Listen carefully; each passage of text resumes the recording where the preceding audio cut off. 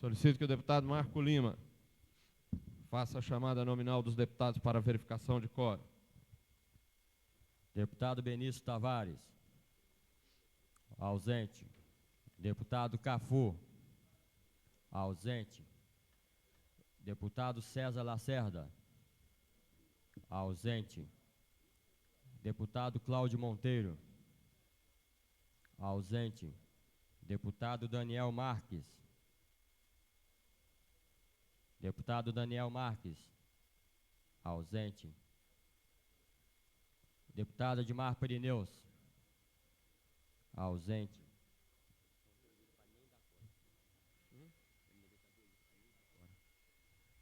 Deputado Tadeu Filipelli. Ausente. Deputado João de Deus. Ausente. Deputado Jorge Cauí. Presente. Deputado Zé Edmar. Ausente. Deputada Lúcia Carvalho. Presente. Deputado Luiz Estevão. Presente. Deputada Maninha. Ausente. Deputado Manuelzinho. Ausente. Deputado Cláudio Monteiro. Presente. Deputado Marco Lima. Presente. Deputado Marcos Arruda. Presente. Deputado Dilon Aires. Ausente. Deputado Penel Pacheco. Ausente. Deputado Renato Rainha. Ausente. Deputado Rodrigo Hollenberg. Ausente. Deputado Adão Xavier. Ausente. Deputado Zé Ramalho. Ausente. Deputado Asnide Roure.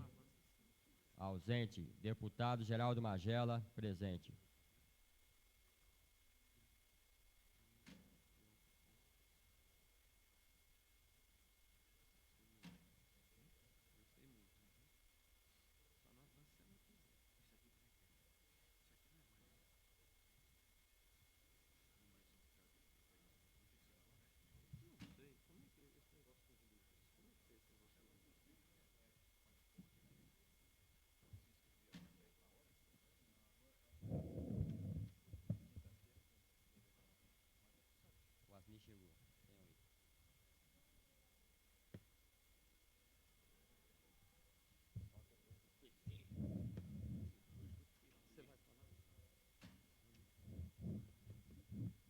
Encontram presentes 8 parlamentares. Damos início ao pequeno expediente comunicado de líderes. Concedo a palavra ao deputado Renato Rainha.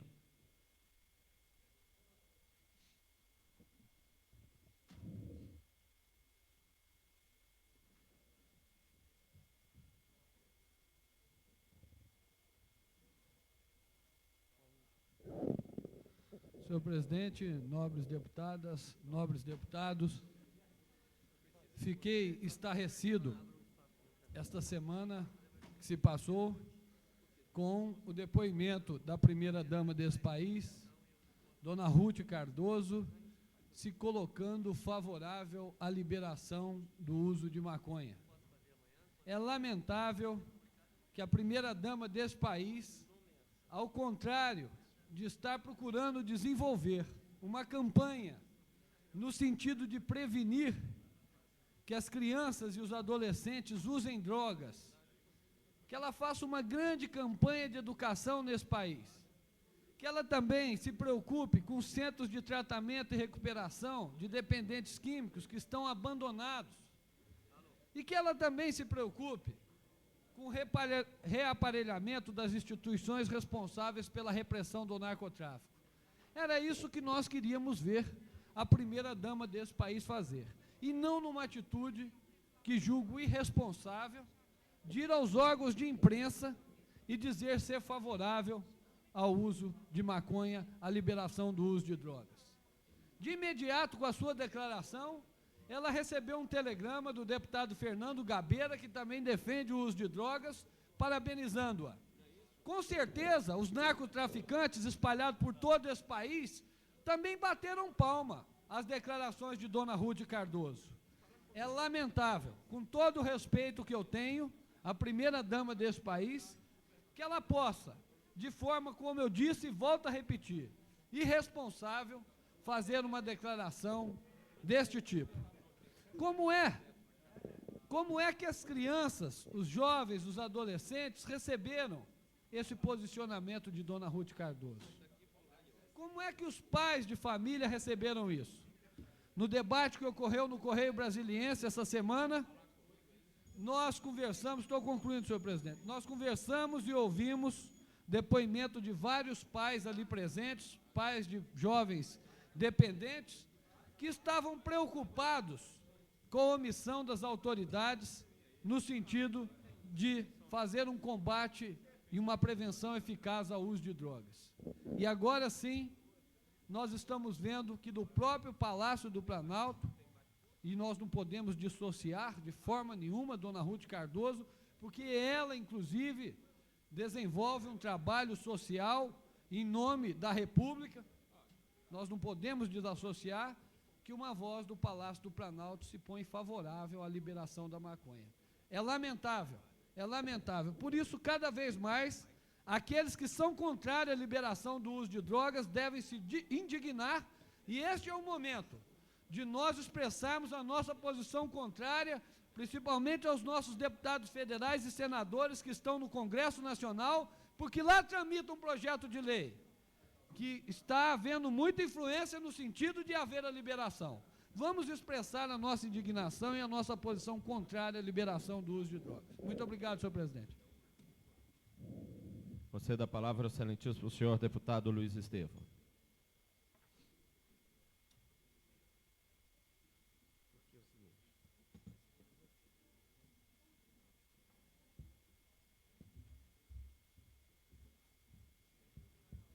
Senhoras e senhores deputados, prezado público aqui presente às galerias, faço minhas as palavras do deputado Renato Rainha e repúdio a infeliz declaração da primeira-dama do nosso país de apoio à discriminação das drogas, do consumo de drogas. Essa experiência já foi tentada em outros países do mundo, com resultados catastróficos. Um dos países mais desenvolvidos do nosso planeta, a Suíça, tem tentado trilhar por esse caminho, e o resultado, lamentavelmente, não poderia ser pior. Hoje, estão justamente voltando atrás e trilhando o caminho inverso, porque perceberam que incorreram em gravíssimo erro. Esperamos que a primeira-dama reflita pela importância do cargo que ocupa e da sua pessoa e refaça as suas declarações, a fim de que deixe um sinal claro a toda a nossa juventude de que o uso ou qualquer contato com qualquer tipo de droga só pode ser danoso, só pode ser prejudicial à nossa sociedade. Mas o meu horário de liderança eu pretendo ocupá-lo tratando de um outro assunto. E chamo aqui a atenção dos deputados do governo, porque é evidente que nem tudo que se passa no governo eu tenho certeza que eles tomam conhecimento. E é importante que eles tomem conhecimento de alguns fatos para que possam efetivamente, zelando pelo bem público do Distrito Federal, interferir na administração, para que fatos como o que eu vou narrar aqui simplesmente não aconteçam. Em agosto de 1991, a então assessoria jurídica da CAESB dava um parecer contrário ao pagamento de duas faturas de duas empreiteiras que naquele momento construíam extração de tratamento de esgotos sul e extração de tratamento de esgotos norte no Lago Paranoá. Essas empreiteiras pretendiam, com a utilização de um cálculo, cobrar uma provável ou alegada diferença de reajuste que ascendia a 2,5 milhões de dólares na época. Logo em seguida, a Caixa Econômica Federal, que é o agente financeiro encarregado de financiar a obra, em novembro de 1992, manteve, confirmou e ratificou a decisão da assessoria jurídica da CAESB, opinando pelo não pagamento dessas faturas. Pois muito bem, a obra continuou sendo executada normalmente. Eu gostaria de mais um pouco de tempo para terminar de expor o que eu pretendo, presidente. Logo em seguida, no final de 1994, um parecer da Procuradoria Jurídica do Distrito Federal admite que o débito poderia ser reconhecido e poderia haver o pagamento. Eu chamo aqui a atenção que o parecer de um procurador do Distrito Federal não faz o assunto definitivo, até porque era um assunto que o próprio agente financeiro encarregado de financiar a obra não concordava com seu pagamento. Diante disso, o que fez o governo passado? simplesmente não pagou a fatura, já que não tinha obrigação de pagar, tinha um parecer da empresa contra o pagamento, da Caixa Econômica Federal contra o pagamento, e não havia qualquer decisão judicial que o obrigasse a fazê-lo. Mais ainda, as empreiteiras, embora não tenham recebido essa importância, jamais interromperam o normal andamento da obra. Pois muito bem, o que faz agora, inexplicavelmente, a diretoria da CAESB? Conclua, A diretoria deputado, da por favor. CAESB resolve, através de ato publicado no Diário Oficial do último dia 26 de janeiro, a página 789, decide pelo pagamento dessas duas faturas.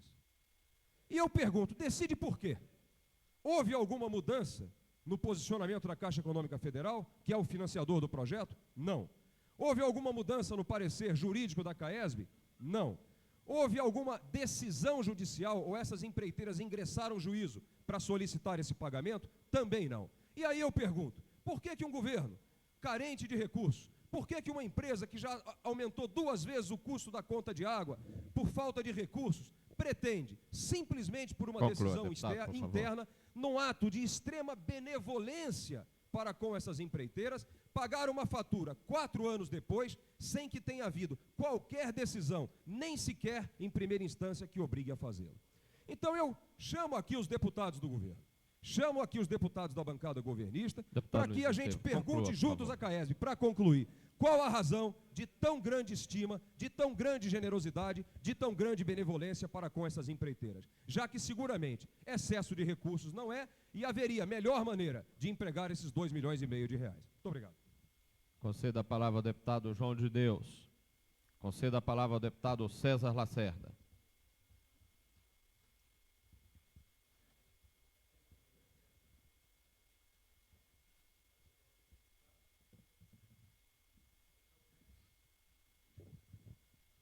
Senhor presidente, senhoras deputadas, senhores deputados, galeria aqui presente, imprensa, senhores funcionários. Essa semana passada não foi muito bom para o deputado Renato Rainha, senhor presidente. O deputado Renato Rainha viu todo o seu trabalho de anos e anos, desde a sua juventude, trabalho em igreja, trabalho como deputado, todo jogado no lixo, porque a primeira-dama do país apoiou, aprovou o uso da maconha, a liberação da maconha. E isso me entristece muito, porque depois ela diz que não disse com primeira-dama, que não está em campanha nisso. A pessoa tem que saber que a postura de uma primeira-dama, ela é primeira-dama na cama, ela é primeira-dama na igreja, ela é na rua, eu falo na cama porque estava dormindo, né? Em todos os lugares ela é primeira-dama, ela só não pode ser a primeira-dama do narcotráfico, esse eu não aceito. E pela postura, e voltando atrás, eu lembro bem quando o Fernando Henrique Cardoso foi candidato a prefeito de São Paulo, ele pregou também a liberação, ele disse que ele pregou o ateísmo.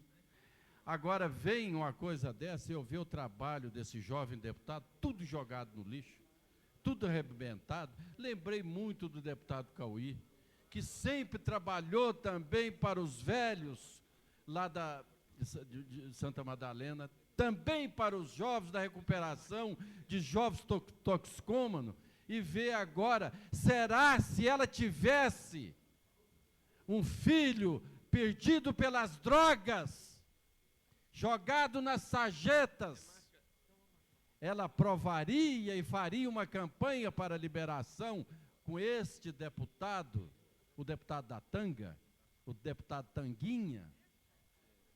Eu acho que não. Eu estou muito triste, porque eu confiava muito no trabalho dessa senhora, deputado Cauí. E vejo com tristeza, deputado Cauí, a sua luta também, a luta do deputado Luiz Estevam, a luta de outros deputados aqui presentes, no sentido, a luta do deputado Marco Lima na igreja, João de Deus, deputado Peniel na igreja.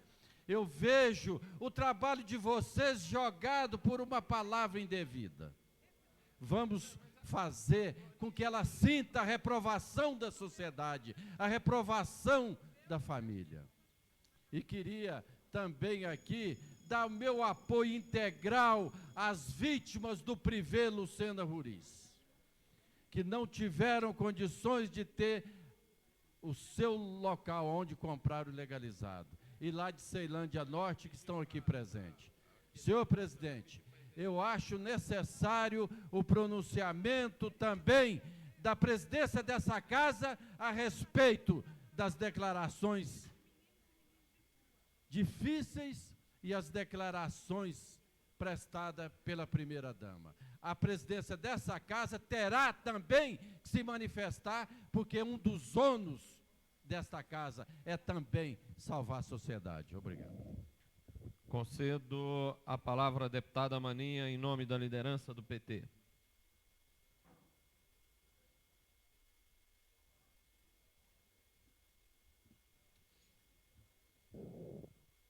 Senhor presidente, senhores deputados, deputada Lúcia Carvalho.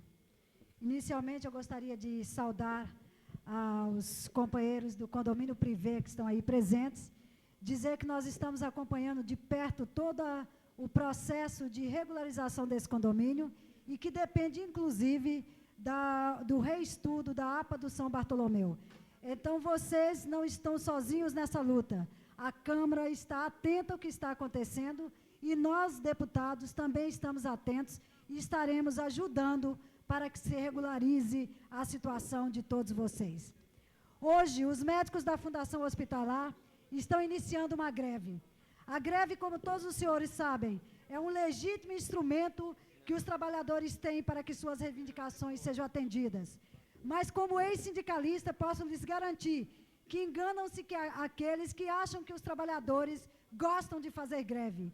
Não gostam, porque sabem que qualquer greve é prejudicial à população e prejudica principalmente aqueles que procuram o setor público, ou sejam, aqueles que têm hoje uma situação econômica mais baixa. A greve dos médicos da Fundação Hospitalar certamente vai prejudicar essa população, mas, infelizmente, ela teve que acontecer. E eu aqui estou, neste momento, solidária a essa greve. E quero dizer que essa greve acontece porque havia um acordo estabelecido que não foi cumprido, um acordo que estabelecia que todo médico de início de carreira pudesse ter o seu piso salarial. E esse piso salarial, proposto pela Federação Nacional dos Médicos, nada mais é do que R$ 1.337 a partir do mês de junho. R$ 1.337, que não é grande coisa para se pagar. Hoje, um médico ganha, no início de carreira, R$ 850, um valor irrisório para o exercício de uma população que tem tamanha responsabilidade. Sou solidária aos meus colegas médicos. Sempre defendi e continuarei defendendo a minha categoria. Sei que esta greve não era o que nós desejávamos, mas, numa demonstração de maturidade sindical e de respeito à população, a categoria não pretende parar todos os hospitais de uma só vez. Conforme foi aprovado em Assembleia, a greve será gradativa e, inicialmente, serão suspensas atividades ambulatoriais e, em seguida, será reavaliada numa nova Assembleia. Na verdade, a saúde pública do Distrito Federal padece do mesmo mal que padece todos os estados brasileiros. É importante, nesse momento, que os médicos façam também, junto com a população, uma análise dos problemas vividos pela saúde pública do Distrito Federal. E os senhores sabem, a responsabilidade de repassar os recursos para manter a saúde pública do Distrito Federal é do governo do federal. E nós queremos aqui dizer que hoje a população de Brasília tem dificuldade no atendimento, porque a rede está congestionada por pacientes do entorno, do norte e no nordeste. Só no Hospital Regional do Gama, 74% dos pacientes são de outros estados. Não se trata, portanto, de nenhum privilégio. Ao contrário, a população do Distrito Federal acaba sendo punida por ter que dividir seu sistema de saúde com pacientes que não conseguem atendimento médico hospitalar nos seus estados. Assim, o que para uns parece regalia, para nós é um sacrifício. Sacrifício por quê? Porque o governo federal reduziu drasticamente os recursos. Somente para manter a saúde, educação e segurança, o GDF precisaria este ano de 2,14 bilhões. a afiada navalha do ministro do Planejamento, José Serra, degolou 765 milhões, destinando apenas 1,38 bilhão Tempo no encerrado, orçamento da deputado. União de 96 para o DF, um corte de 24% em relação a 95. Senhor presidente, eu pediria um pouquinho de tolerância, como foi concedido aos demais parlamentares. O estilo motosserra ganhou o Congresso Nacional.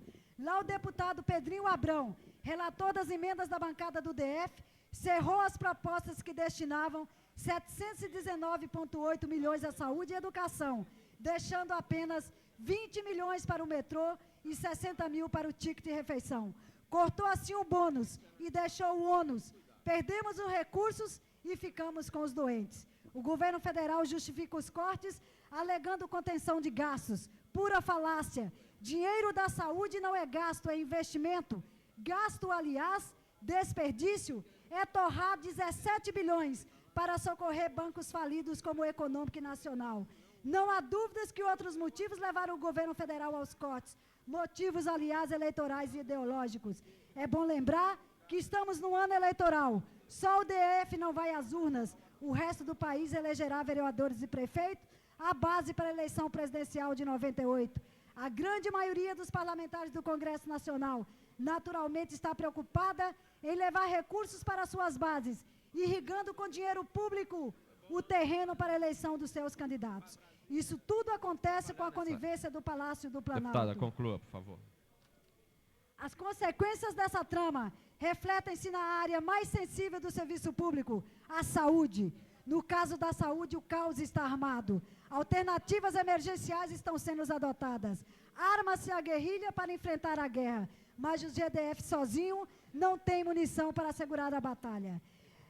Eu gostaria de denunciar aqui algo que nós temos que trazer de forma mais aprofundada para o público. Permito-me aqui reaquecer a memória daqueles que querem abafar alguns escândalos passados e falar de algo que é um grande escândalo nessa cidade e que precisa que a população tome conhecimento. É a questão do Hospital Regional de Samambaia, onde, no governo Roriz, sumiram os recursos que o Ministério da Saúde destinou para a construção do Hospital de Samambaia. Permita reaquecer a memória de um escândalo que começou no governo Valim. No dia 21 de dezembro de 90, o GDF assinou convênio com o INAMPS, já extinto, para construir um hospital. Um novo convênio foi firmado em 24 de janeiro de 91 com o então governador Joaquim Roriz e o secretário Jofran Frejá na Secretaria de Saúde. Na época, o INAMPS repassou ao GDF, o equivalente hoje a $580 mil. O dinheiro foi depositado no Banco do Brasil numa conta específica carimbada. Ou seja, o dinheiro só poderia ser usado na construção do hospital. Estranhamente, no dia Deputada, 23 de conclua, abril por favor. de 91, o secretário de Saúde, então, pediu ao banco o encerramento dessa conta. Mas estranho ainda é que depois ele próprio abriu outra conta, pela qual poderia movimentar dinheiro público para a rede hospitalar privada. O encerramento da primeira conta feria frontalmente o convênio assinado com o INAMPS. Mesmo assim, aproveitando-se então da amizade com o presidente Collor, Roriz e Frejá conseguiram assinar com o INAMPS um termo aditivo ao convênio. Assim, no dia 20 de dezembro de 91, o GDF recebeu do INAMPS mais R$1.596 bilhões de cruzeiros reais, dinheiro na época. Para onde foi todo esse dinheiro? Pasmem, senhores, o dinheiro foi destinado para concluir, repito, concluir o Hospital de Samambaia, conforme plano de obras apresentado pelo então secretário da época, Frejá. Mas como concluir o hospital se a obra sequer existia? Era puramente Deputada, uma obra por favor, fantasiosa. conclua. Vou concluir, senhor presidente. E mais, o dinheiro não foi depositado em nenhuma conta específica, como seria o correto. O dinheiro foi parar na conta que o secretário Frejá abriu para movimentar recursos públicos para a rede hospitalar privada. O Hospital de Samambaia nunca saiu do papel. Está lá o terreno abandonado para quem quiser visitar. E o dinheiro, parte do dinheiro foi devolvida. Segundo a auditoria feita pelo INAMPS, este dinheiro, $240 mil, foi devolvido. E o restante tornou-se uma dívida de $325 mil para que hoje o atual governo tenha que resgatá-la. E para terminar, diante de tantas CPIs pedidas aqui nessa casa, eu ouso colocar aqui aos senhores deputados, vamos pedir uma CPI sim, uma CPI para investigar Deputada, tamanha por favor. maracutaia. E por isso, senhor presidente, estou encaminhando a esta casa um novo pedido de CPI, o pedido de CPI da investigação do Hospital da Samambaia. Para onde foram os recursos? A cidade quer saber, o povo quer saber, e nós médicos queremos muito mais. Solidariedade à greve dos médicos e vamos, senhor presidente, abrir as negociações e resolver essa questão. Conceda a palavra ao deputado Marcos Arruda.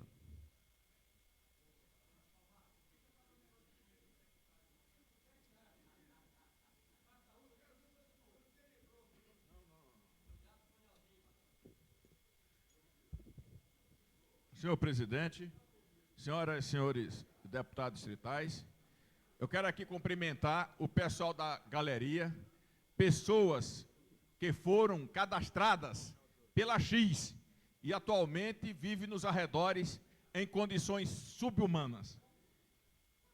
Quero parabenizar o meu colega Zé Edmar, que entrou com a moção. E hoje mesmo, eu, deputado Marcos Arruda, vou entrar com a indicação, que é um documento mais forte, no sentido do governo dar o lote àqueles moradores do condomínio privê, que merecem, que estão aqui representados, e vamos lutar até a última consequência, para que vocês tenham direito a um lote, porque vocês foram reconhecidos pelo próprio governo, na medida em que a X realizou um cadastramento. Então não é demagogia não. Eu e o deputado Zé Edmar, e todos os deputados aqui presentes, nesse momento eu peço o apoio dos deputados da oposição, através do líder Luiz Estevão, e peço o apoio da bancada do PT, através do nobre líder deputado Marco Lima, que nesse momento está dizendo que apoia também a reivindicação de vocês. E eu vou cobrar aqui, da bancada situacionista, vou cobrar do governador a doação de um lote, para que vocês tenham resgatado a sua dignidade, o direito de morar. Parabéns a dona Neuza, a dona Maria Leôncio, a Maria das Dores e outras lideranças do condomínio privê. Nosso apoio integral. Muito obrigado. Concedo a palavra ao deputado Rodrigo Hollenberg.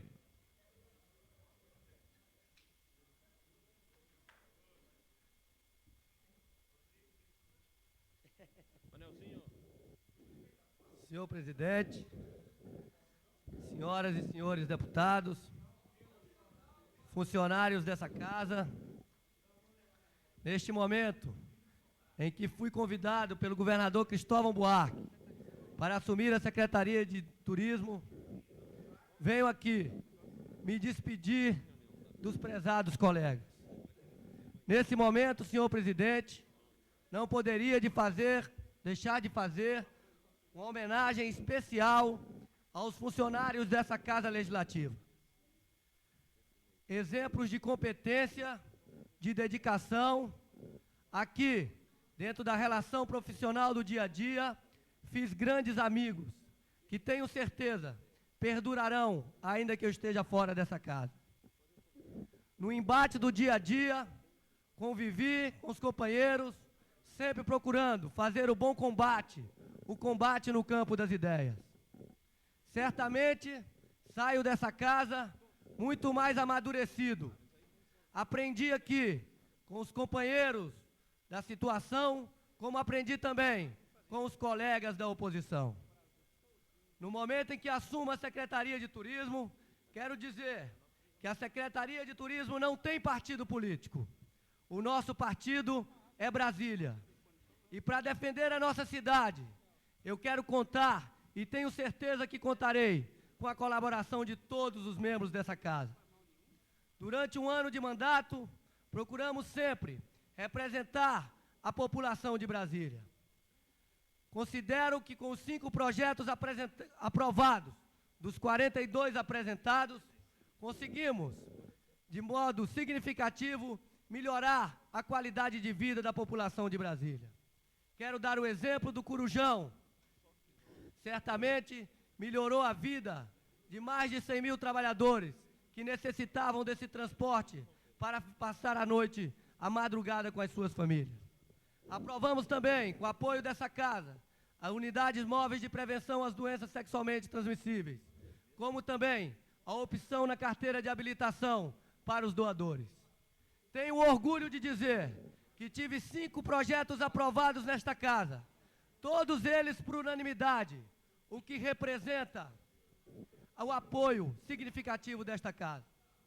Na Secretaria de Turismo, como membro da Geração Brasília, da geração que ama essa cidade, quero dizer que tentarei me inspirar nos exemplos de Juscelino Kubitschek, de Lúcio Costa, Oscar Niemeyer, Israel Pinheiro, que não pouparam esforços no sentido de dar dimensão e grandeza a essa nossa capital. Desenvolveremos como projetos prioritários da Secretaria de Turismo a implantação do projeto Orla, já aprovado também por unanimidade nesta casa. Com o projeto Orla, entregaremos a Brasília mais uma área de lazer para uma população tão carente desses espaços. Ao mesmo tempo, estaremos oferecendo alternativas para que aquelas pessoas que visitem Brasília possam permanecer por mais dias, gerando emprego e renda com isso. Trabalharemos também na reativação do centro de Brasília, no sentido de transformar aquilo, de recuperar a sua vocação original como local de encontros da população de Brasília. Trabalharemos ainda de forma articulada com a Secretaria do Entorno, com a Secretaria de Meio Ambiente e com as demais secretarias, no desenvolvimento de uma política de ecoturismo para o Distrito Federal e para o entorno. Nesse sentido, quero anunciar que já estamos traçando com o SEBRAE uma parceria no sentido de formular a política de ecoturismo para o Distrito Federal e para o entorno. Quero dizer que a Secretaria de Turismo só tem sentido em existir se for para trabalhar de forma articulada com as demais secretarias, com a iniciativa privada, com o Brasília Convention Bureau, com o SEBRAE, com todos os segmentos da população. Porque nós temos um objetivo comum, que não é apenas do governo, mas é de toda pessoa amante de Brasília, que é resgatar a imagem de Brasília como capital de todos os brasileiros. Quando da construção dessa cidade, Brasília era um orgulho nacional, orgulho que deixou de ser lá fora, por denúncias de corrupção, a deputados vindos de outros estados. Nós temos que resgatar essa imagem de Brasília. E com isso, tenho certeza que contaremos com a participação da iniciativa privada, de todos os membros dessa casa e de toda a população do Distrito Federal. Porque ao melhorar a imagem de Brasília, conseguiremos captar o maior fluxo de turistas para o Distrito Federal, como também grandes competições esportivas e grandes eventos culturais e profissionais. Brasília tem uma vocação natural para ser a grande capital de eventos desse país. E nesse sentido nós trabalharemos. Senhor presidente, senhores deputados, certamente sentirei muita saudade dessa casa. Aqui fiz grandes amigos. Quero dizer que todos nós somos parceiros de uma grande viagem, de uma grande e bela viagem que nos levará ao terceiro milênio. E nós não podemos esquecer, em nenhum momento, que esta cidade nasceu com a vocação de ser a capital do terceiro milênio. Tenho certeza que contarei com a colaboração dessa casa. Muito obrigado, senhor presidente. Concedo a palavra à deputada Lúcia Carvalho. Pela ordem, senhor presidente. Deputado, depois da deputada Lúcia, eu concedo a Vossa Excelência. Apenas para manifestar aqui o nosso integral apoio aqui à indicação do nosso companheiro deputado Hollenberg e dizer que a bancada do PMDB prestará todo o apoio a todos os projetos que venham para o benefício de Brasília. Senhor presidente, questão de ordem. Eu queria pedir aos senhores parlamentares, eu já concedi a palavra à deputada Lúcia, em seguida eu posso permitir que Vossas Excelências falem. Com a palavra a deputada Lúcia Carvalho. Senhores parlamentares, companheira Maninha, senhores da imprensa, servidores desta casa, em primeiro lugar eu quero me dirigir às pessoas que estão na plenária hoje aqui, que assistem esta sessão, que em nome da liderança do governo, nós aceitamos que vocês formem uma comissão de moradores e que a gente possa ter um encontro hoje ainda no final da sessão, para que nós possamos discutir a maneira desta casa poder contribuir para a resolução do problema da moradia em que se encontram hoje vocês trazendo este problema para todos nós aqui. Portanto, a minha solidariedade, meu compromisso que no final desta sessão nós possamos conversar, que vocês retirem as lideranças que vocês desejam, para que nós possamos tomar atitudes concretas, para que os moradores da invasão ao lado do condomínio privê, em Ceilândia, possam ter perspectiva de terem lugar para morar. Então, minha solidariedade e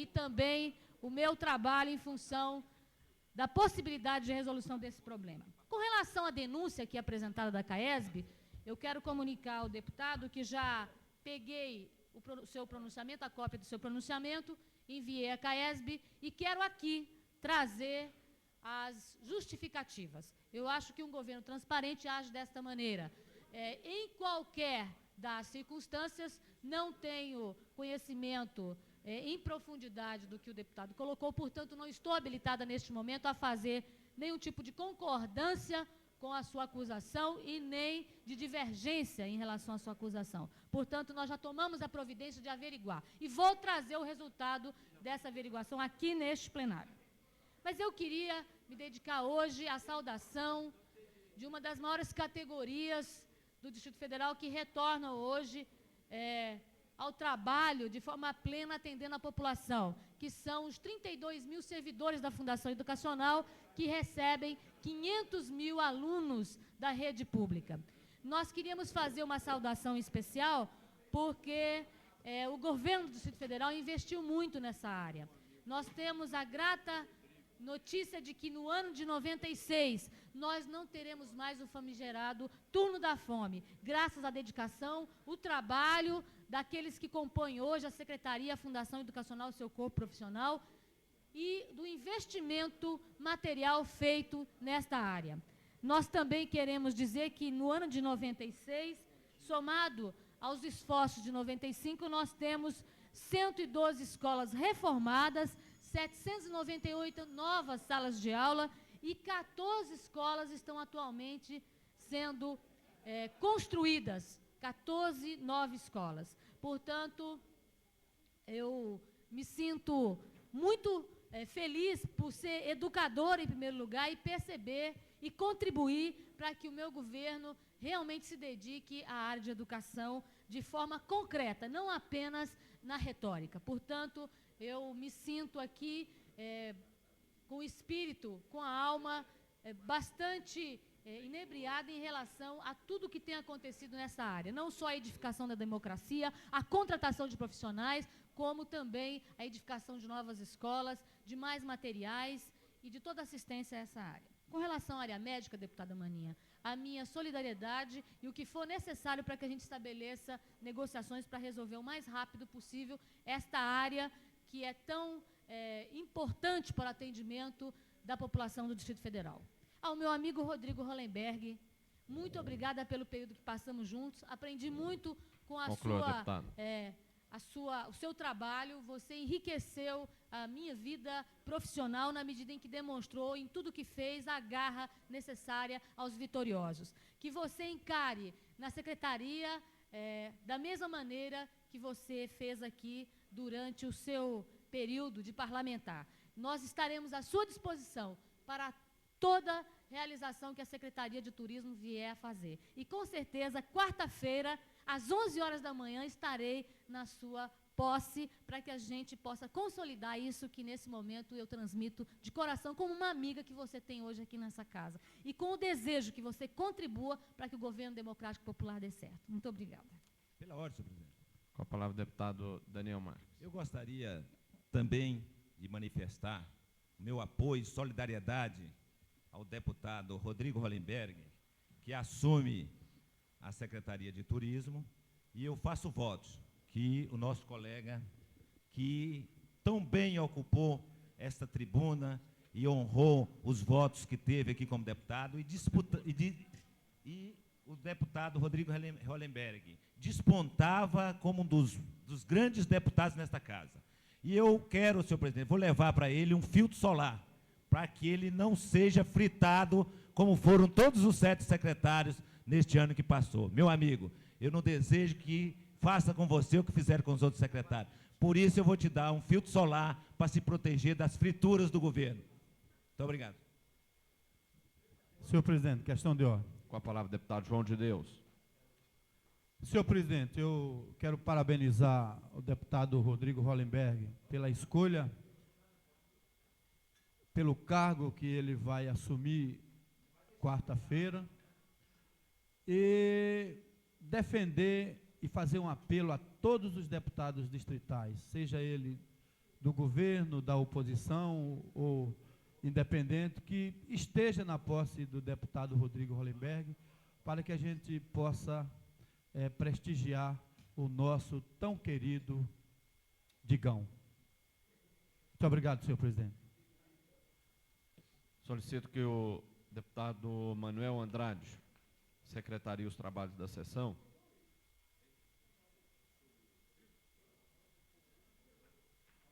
Pela ordem, presidente. A palavra, deputado Marcos Arruda. Em nome da liderança do PSDB, eu quero aqui manifestar o meu apreço e hipotecar, restrita solidariedade a esse bravo companheiro, deputado Rodrigo Hollenberg, que tenho certeza fará uma grande administração na Secretaria de Turismo. Muito obrigado, senhor.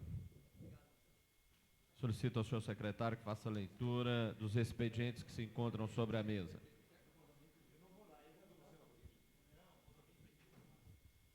Projeto de lei, deputado Beniel Pacheco, dispõe sobre a obrigatoriedade de constar nas placas inaugurais das obras públicas do federal o nome de um operário da obra. Projeto de lei, deputado Beniel Pacheco, regulamenta a tarifação em estacionamento rotativo federal e de outras providências. Projeto de lei, deputado Filipelli, dispõe sobre o financiamento das ligações de água, esgoto e energia elétrica para habitações populares do Distrito Federal e da outras providências. Projeto de lei, deputado Edmar Pirineus, destina a área que especifica para a instalação do Parque Agropecuário de Brasilândia e da outras providências. Projeto de lei, deputado Cláudio Monteiro, estende benefício estabelecido na Lei 289, de 3 de julho de 92, a pequenos e microempresários, que menciona. Projeto de lei, deputado Filipelli, dispõe sobre a regularização de imóveis residenciais do projeto Mutirão, executado pela antiga Sociedade de Habitação de Interesse Social X. Projeto de lei, deputado Filipelli, dispõe sobre a regularização de imóveis residenciais do projeto Promorá, executado pela antiga Sociedade de Habitação de Interesse Social X. Projeto de lei, deputado Filipelli, dispõe sobre a regularização de imóveis residenciais do Programa Habitacional de Assentamento para a População de Baixa Renda, executado pela antiga Sociedade de Habitação de Interesse Social X, na QE 38 Guará 2, RA 10. Projeto de lei, deputado Manuel de Andrade, dispõe sobre a denominação da avenida entre as quadras 8 e 10 do setor oeste do Gama. Projeto de lei, deputado Manuel de Andrade, dispõe sobre a denominação da avenida central do setor sul. Projeto de lei, deputado Rodrigo Hollenberg, proíbe a produção, comercialização e venda de sprays que contenha clorofluorcarbono, CFC, no âmbito do Distrito Federal e de outras providências. Projeto de lei, deputado Rodrigo Hollenberg, dispõe sobre a gratuidade na expedição das certidões que especifica e de outras providências. Projeto de lei, deputado Manuel de Andrade, dispõe sobre a denominação da avenida entre o balão das quadras 21 e 22 do setor leste do Gama e a rodovia 280. Indicação do deputado Felipe Pérez. Sugiro ao Poder Executivo que instale um posto policial na Praça Central da Metropolitana RA 8, Núcleo Bandeirante. Moção do deputado Vicente Ruri. Solicita ao Senado Federal a aprovação do projeto de lei que dispõe sobre a extinção progressiva dos manicômios e sua substituição por outros recursos assistenciais e regulamenta a internação psiquiátrica compulsória. Moção do deputado André Andrade. Sugere o governo federal que determine uma operação limpeza no plano piloto dos dados satélites. Requerimento do deputado Luiz Estevão e outros. Requer a criação de comissão parlamentar de inquérito para apuração de denúncias de corrupção passiva veiculadas por declarações feitas pelo ex-secretário de governo, jornalista Hélio Doyle, no Correio Brasiliense, Jornal de Brasília, ambos no dia 7 de fevereiro de 96. Requerimento do deputado Felipe Pérez. Requer a retirada dos requerimentos número 591, 592, 593 e 594. Requerimento do deputado Felipe Pérez. Requer a realização de sessão ordinária na Câmara Legislativa do Distrito Federal na cidade do Paranoá, em comemoração ao aniversário da cidade. Requerimento do deputado Felipe Pérez. Requer a realização de sessão ordinária da Câmara Legislativa Federal na Vila Planalto, em comemoração ao aniversário daquela comunidade. Requerimento do deputado Felipe Pérez. Requer a realização de sessão ordinária da Câmara Legislativa na cidade de Candangolândia, em comemoração ao aniversário da cidade. Requerimento do deputado Felipe Pérez. Requer a realização de sessão ordinária da Câmara Legislativa do Distrito Federal na cidade de São Sebastião, em comemoração ao aniversário da cidade. Requerimento do deputado Vicente Ruri. Requer manifestação de voto e pesar pelo falecimento do doutor Antônio Zapalá, professor de medicina da Universidade de Brasília. Moção do deputado Jorge Cauí. Reivindica a Companhia de Água e Esgoto de Brasília, CAESB, a revisão e melhoria da rede de água da área especial número 12, situada no Núcleo Bandeirante. Moção do deputado Jorge Cauí. Reivindica o Departamento de Trânsito do Distrito Federal, DETRAN, providências urgentes no sentido de melhorar o fluxo de veículos no sentido Núcleo Bandeirante Plano Piloto, das 7 às 10 horas, e no sentido Plano Piloto Núcleo Bandeirante, das 17 às 19 horas, no setor de postos e motéis, na saída sul daquela satélite.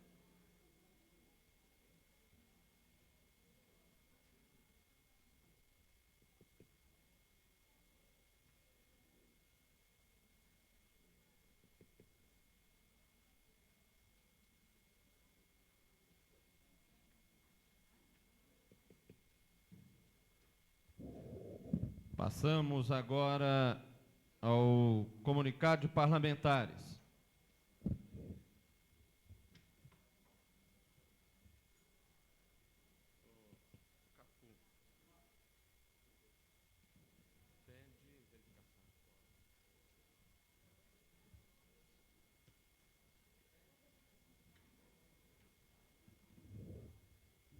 Pela ordem, senhor presidente. Com a palavra, deputado Cafu. Diante do esvaziamento do plenário, eu gostaria que fosse feita verificação de quórum. Solicito que o deputado Manuel Andrade secretarie os trabalhos da sessão e faça a chamada nominal dos deputados para verificação de quórum.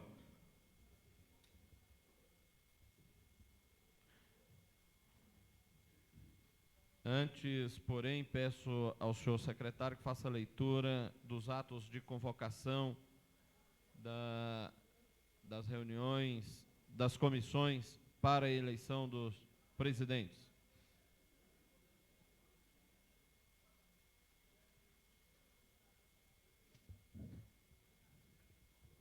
Convocação. Em cumprimento ao disposto no artigo 37 do Regimento Interno da Câmara Legislativa do DF, tenho a honra de convocar os senhores deputados, membros da Comissão de Defesa dos Direitos Humanos e Cidadania, para a eleição do presidente e vice-presidente, realizar-se dia 12 do corrente, às 16 horas, na sala de reuniões das comissões.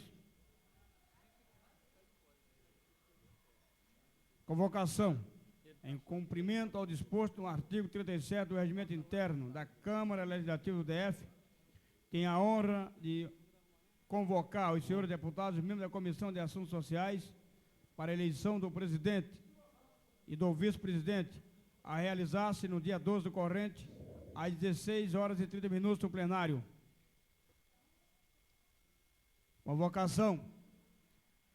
Em cumprimento ao disposto do artigo 37 do Regimento Interno da Câmara Legislativa do DF, tenho a honra de convocar os senhores deputados, membros da Comissão de Economia, Orçamento e Finanças, para a eleição do presidente e do vice-presidente, a realizar-se no dia 12 do corrente, às 17 horas, na sala de reuniões das comissões. Convocação do senhor presidente.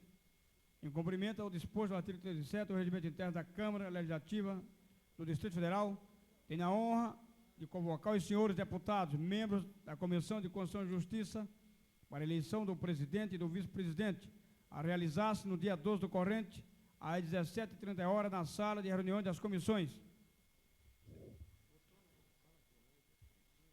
Verificação de quórum. Benício Tavares. Deputado Tavares, ausente. Deputado Cafu, presente. Deputado César Lacerda, ausente. Deputado Cláudio Monteiro, presente. Deputado Daniel Marques, ausente. Deputado Filipelli, ausente. Deputado João de Deus, ausente. Deputado Jorge Cauí, ausente. Deputada Lúcia Carvalho, ausente. Deputado Zé Edmar, presente. Deputado Luiz Estevão, ausente. Deputada Maninha, presente. Deputado Manelzinho, presente. Deputado Marco Lima, ausente.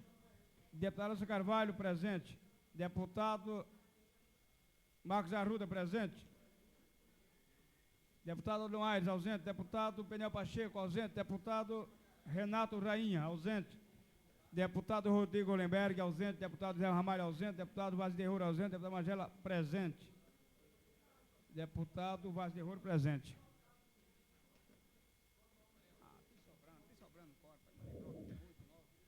Passo a presidência ao excelentíssimo senhor deputado José Edmar.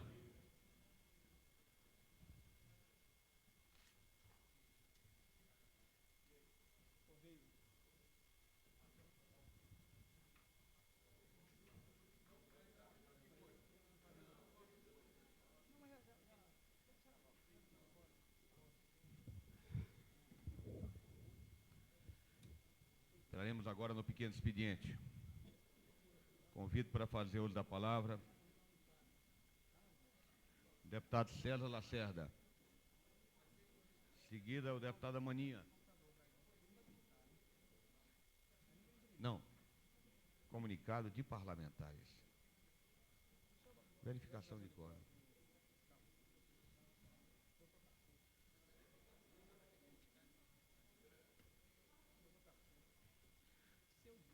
Convido a seguir o deputado Adilon Aires. Seguido o deputado Marcos Arruda. Seguido a deputada Lúcia Carvalho. Seguido o deputado Geraldo Magela. Deputado João de Deus. Deputado Renato Rainha. Deputado Marco Lima.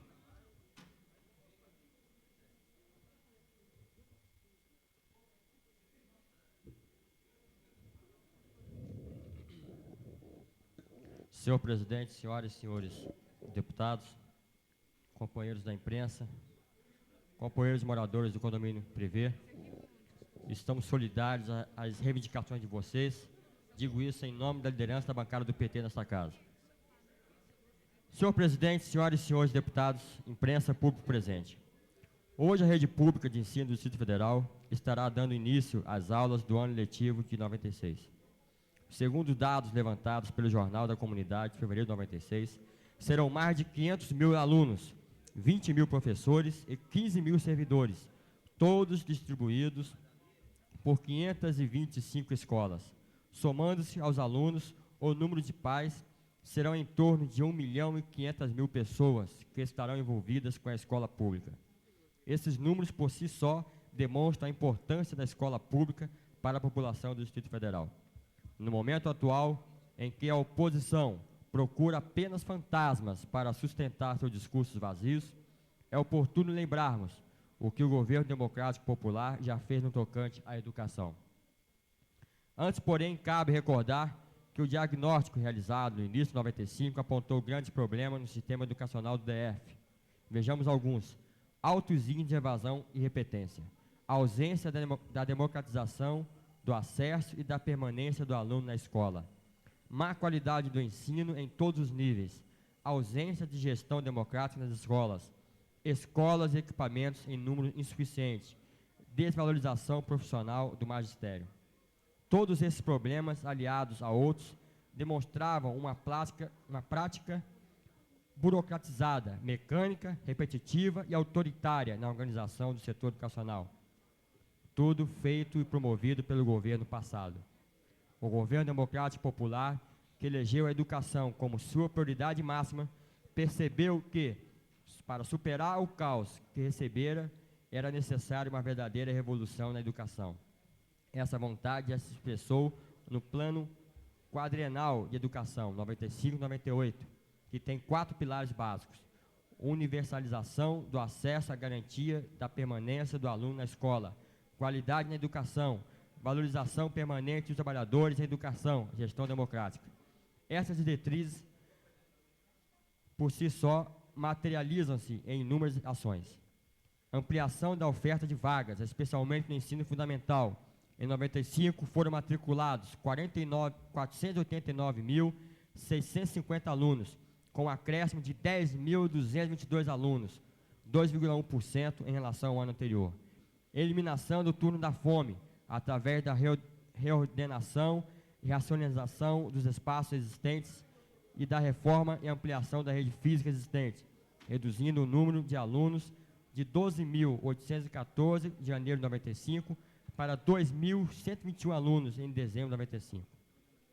A expansão da rede física com a construção de 217 novas salas de aula, o que corresponde a uma oferta de 15 mil novas vagas. Além disso, deve-se lembrar que 70% das escolas existentes em adiantado estado de desgaste físico tiveram de receber reforma geral para a recuperação de instalações elétricas, hidráulicas e sanitárias, paredes, estruturas, esquadrias, construção de muros, quadras de esportes. Aquisição de recuperação de mobiliário, equipamento escolar, foram adquiridos ou recuperados mais de 23 mil cadeiras e carteiras escolares.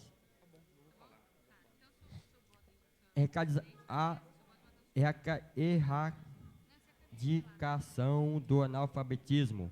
A Secretaria de Educação desenvolveu, juntamente com outros órgãos governamentais e não governamentais, sociedade civil, o Programa Permanente de Alfabetização e Educação Básica do Distrito Federal, através da Lei 859/95.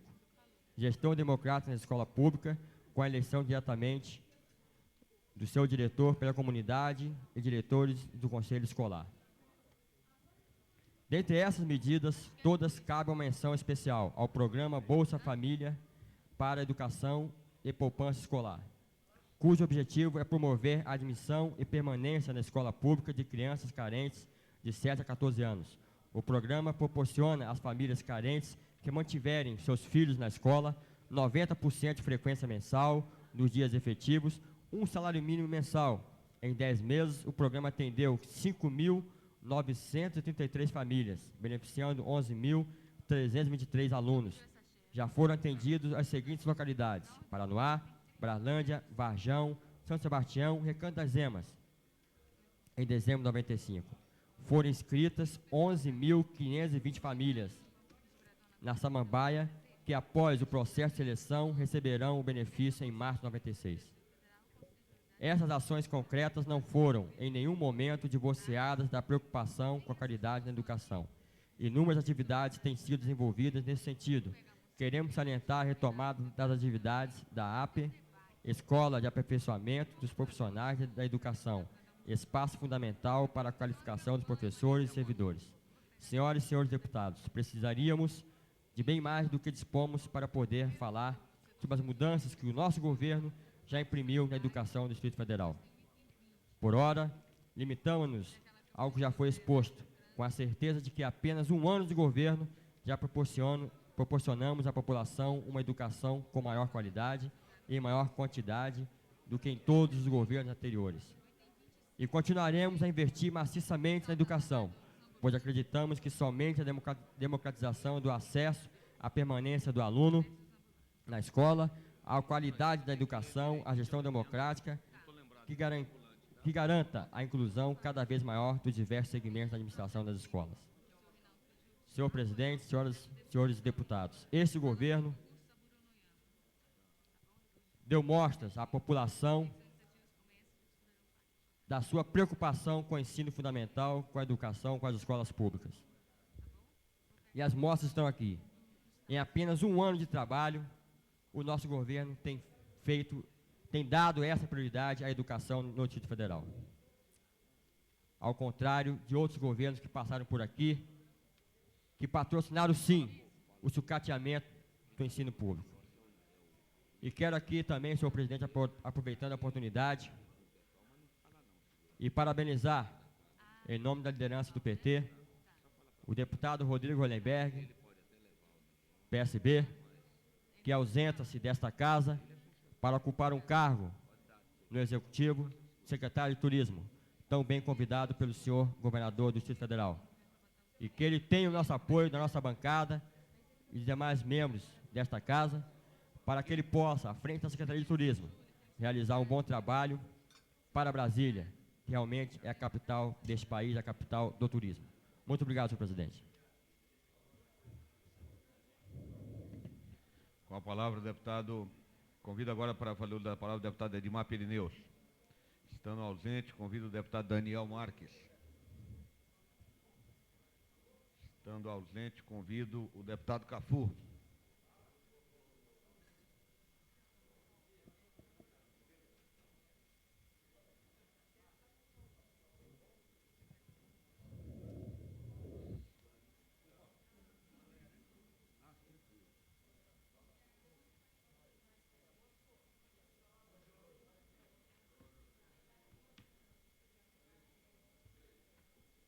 Senhor presidente, senhoras deputadas, senhoras e senhores aqui presentes, senhores deputados, entendemos que nesse momento, quando a laboriosa classe de médicos do Distrito Federal sinaliza com um movimento paredista, no sentido de denunciar, enfim, a maneira como o governo tem encaminhado a discussão acerca de uma reivindicação que nos parece justa, nada mais temos do que estar ao lado dos companheiros, porque a greve é um instrumento de luta que nós entendemos justo e democrático. Por isso, os companheiros médicos, nesse momento, nós entendemos justa a manifestação daquela categoria e entendemos que o governo tem que dar urgentemente uma atenção e uma resposta ao que essa categoria sinaliza. Mas eu venho tocar num outro problema. No sábado, eu estava em Anápolis, fui visitar minha mãe, e o caderno 2 do Correio Brasiliense, que circulou no sábado, traz uma matéria que nós entendemos, essa cidade não pode estar alheio a ela. Essa matéria é uma matéria que nós começamos a tocar, a mexer nesse assunto no ano passado, quando a bancada do PT, o meu gabinete, o gabinete da deputada Maninha, nós articulamos uma proposta de abertura de uma CPI com relação à questão da exploração sexual de crianças e adolescentes, a questão dos maus tratos, a questão da prostituição infantil. E o jornal Correio Brasiliense, numa boa hora, está aqui, eu quero que vá para os anais dessa casa, a matéria que faz capa no caderno 2 do Correio, que circulou sábado, Pret Babies, título da matéria, as pobres meninas do viaduto fazem sexo oral e ganham trocados para gastar com merla. Essa cidade não pode olhar para isso com desdém. E eu queria que agora tocar nesse assunto. Durante o recesso parlamentar, nos dedicamos na busca de informações sobre como se caracteriza a exploração sexual de crianças e adolescentes no Distrito Federal. No Distrito Federal e em torno.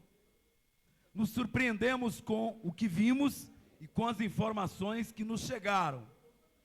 Fruto da concentração de renda, do apartheid social, distantes das escolas e submetidas a condições desumanas de vida, sujeitas à violência de seus exploradores, clientes e familiares, a um contingente expressivo da população infanto-juvenil condenadas a um sombrio não futuro.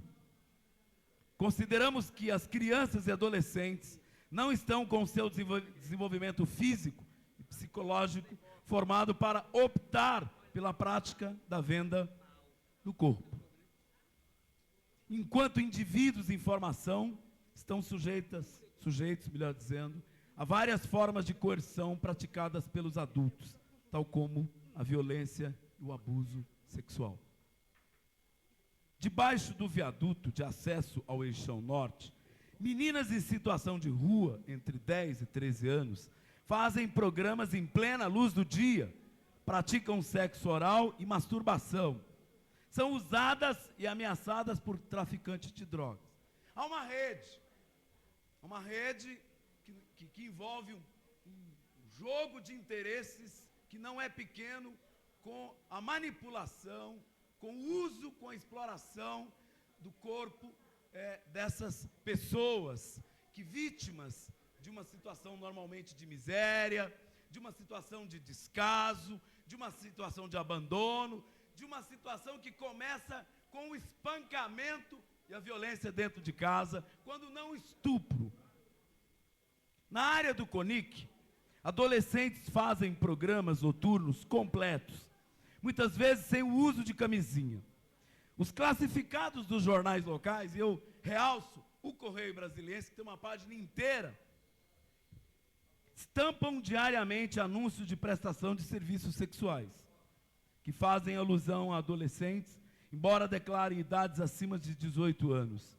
Esse serviço é cercado de forte esquema de sigilo, envolvendo uma rede da qual participam donos de hotéis, taxistas, proxenetas, donos de boates. Na maioria dos municípios goianos e mineiros limítrofes com o Distrito Federal, nas áreas conhecidas como zonas de baixo meretrício, muitas meninas integram o time das trabalhadoras do sexo.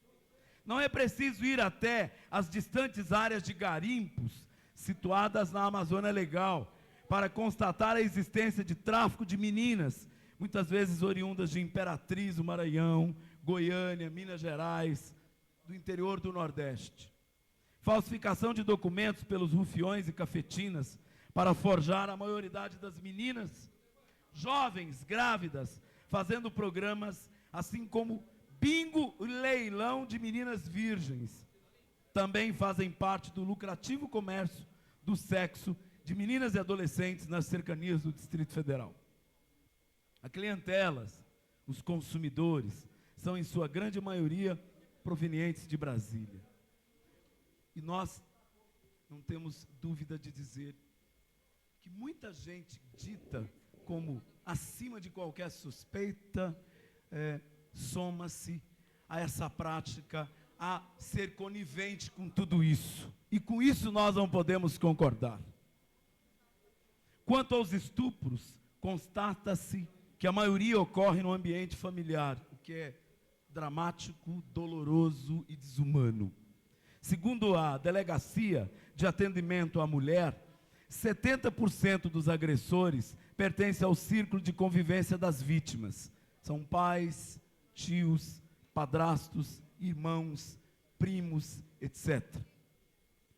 sobre as práticas consideradas como crimes envolvendo a exploração sexual, abuso e maus tratos cometidos contra crianças e adolescentes no Distrito Federal, no ano de 95, obtivemos, entre outros, os seguintes dados da Secretaria de Segurança Pública.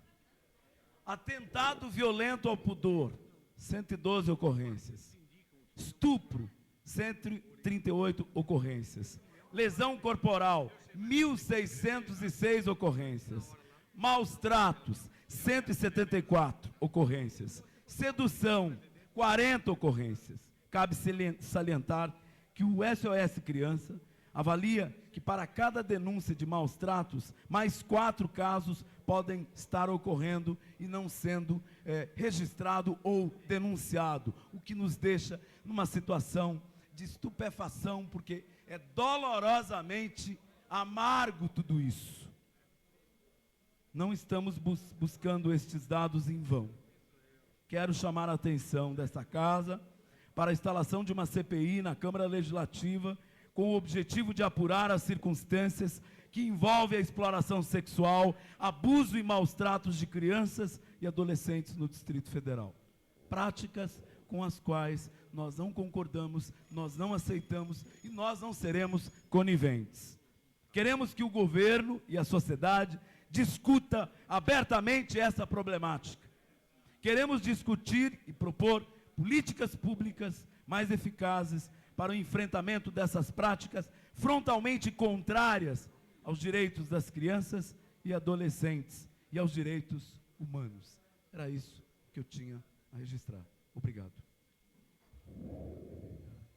Convido para falar da palavra o deputado Adão Xavier. Estou ausente. Senhor presidente, pela ordem. Pela ordem, deputado Jorge Cauí. Senhor presidente, eu não estou entendendo essa convocação do presidente da Casa para a eleição das comissões. O presidente tem que mandar um ofício para os presidentes de comissão, para que os presidentes de comissão convoquem, então, os candidatos para ser feita a eleição.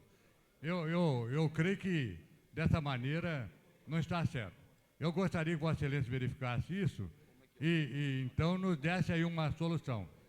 Porque eu acho que cabe a responsabilidade dos presidentes das comissões convocarem os senhores membros candidatos para a eleição das comissões. Irei verificar e lhe informarei em seguida. Com a palavra o deputado Luiz Estevão.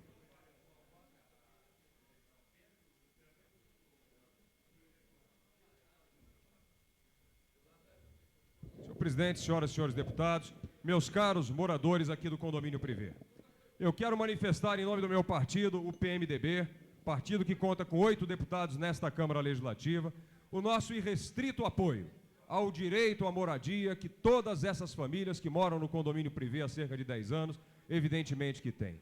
Defensores que somos, desde o primeiro momento, da questão da estrutural, defensores que somos da retomada do programa habitacional interrompido por este governo, programa habitacional que possibilitou a milhares de famílias no Distrito Federal o direito à dignidade e o direito à moradia, não poderíamos ficar longe da luta de vocês. E eu quero dizer aos moradores do condomínio Privé que nos honram aqui com a sua presença, que a bancada do PMDB está irrestritamente ao lado de vocês, lutando contra quaisquer forças pelo direito à moradia. Por quê? Uma cidade que não oferece uma possibilidade de moradia aos seus cidadãos é uma cidade que não tem respeito à dignidade humana, não tem respeito ao direito das pessoas e não tem respeito à cidadania. Eu quero, além disso, me reportar a um pronunciamento feito há alguns instantes desta tribuna na Câmara Legislativa pelo líder do partido do governo. Falava ele em supostas denúncias fantasmas. E eu quero lembrar aqui ao deputado que a nossa bancada não tem a prática de denúncias fantasmas. Pelo contrário, as denúncias que temos feito desta tribuna têm sido todas elas confirmadas em outras instâncias, quer seja pelo reconhecimento do governo, quer seja pela apuração da imprensa, ou por decisão do Tribunal de Contas ou de outras instâncias do Judiciário. Nenhuma denúncia feita por nós foi até essa presente data desmentida, porque antes de fazê-las, procuramos nos certificar da sua veracidade. Agora, quem parece que tem uma experiência de denúncia sem fundamento, é o deputado que me antecedeu aqui. E eu lembro que no ano passado, ele denunciava a existência de um caixinha na Polícia Militar de Braslândia, comandado por 2 oficiais. Pois muito bem, elegeu-se à custa desse tipo de denúncia e após assumir o mandato, mesmo vendo um desses oficiais ocupar um cargo de confiança dentro do gabinete do governador, jamais ocupou aqui esta tribuna para protestar contra tal situação. Nós sim, deputados,